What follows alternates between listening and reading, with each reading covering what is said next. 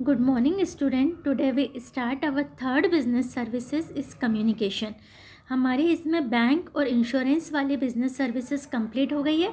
अब हम third start कर रहे हैं. हमको यहाँ पर 4 पढ़ना है बिजनेस सर्विसेज. उसमें से हमारा थर्ड है communication. In the whole business trade business commerce communication is an important and the compulsory mean. Without it no commercial process can be imagined.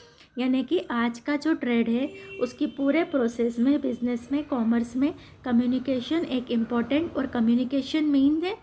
इसके बिना हम बिजनेस का इमेजिन ही नहीं कर सकते. Communication send ideas and fact from one person to another person and make the commercial process quick. Communication से हम क्या करते हैं, जो भी आइडिया होते हैं, जो फैक्ट होते हैं, उनको एक पर्सन से दूसरे पर्सन तक पहुंचाते हैं और इसी से हमारी कॉमर्शियल प्रोसेस क्विकली पूरी होती है. From the production process to ultimate consumer exchange of thoughts is done by communication. Production process से लेकर के अल्टीमेट कंज्यूमर तक गुड्स पहुंचने की जो पूरी प्रोसेस होती है उसमें exchange of thoughts is done by communication. कुछ भी थॉट्स को, अपने विचारों को कम्युनिकेट करने का जो काम होता है, एक्सचेंज करने का जो वर्क होता है, वो कम्युनिकेशन के थ्रू होता है. The technical development in the field of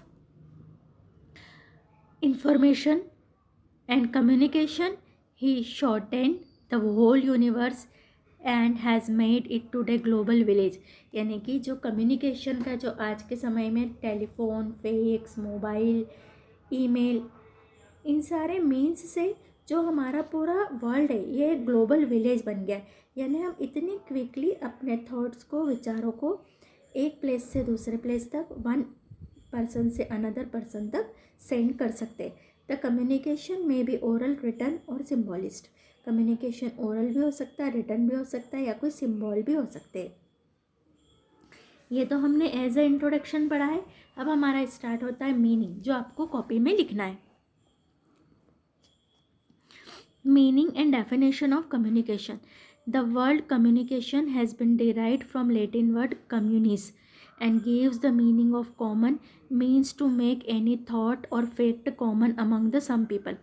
जो हमारा वर्ड है कम्युनिकेशन, ये लैटिन वर्ड कम्यून से आया है, जिसका मीनिंग होता है किसी भी थॉट, किसी भी कॉमन फैक्ट को सभी लोगों तक पहुंचा देना. The communication means mutual exchange of, क्या करना, म्यूचुअल यानी एक दूसरे को एक्सचेंज करना, facts, ideas, opinion, emotions between two और मोर देन टू पर्सन. 2 और मोर देन 2 पर्सन के बीच कोई म्यूचुअल एक्सचेंज होना, किसी फैक्ट का, किसी आइडिया का, किसी ओपिनियन का, is called communication. Thus the communication is two-way process because in this process one party send message and second party receive.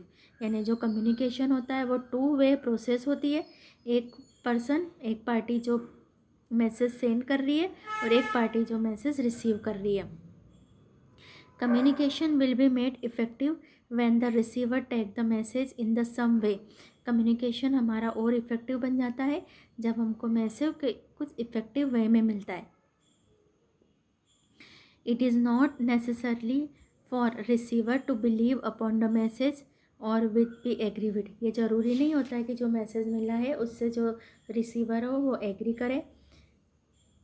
It communication is known as message, a dialogue etc. Various scholars have been defined communication the following way. अब इसमें आपको कहाँ से लिखना है, यहाँ से. The word communication has been derived from Latin word से लेकर के receive तक, और फिर यहाँ पर लिखना है various scholars have defined the communication in the following way. According to Hudson, communication means conveying of information from one to another. First definition डालना है हमको. ये हमारा मीनिंग और डेफिनेशन कंप्लीट हुआ.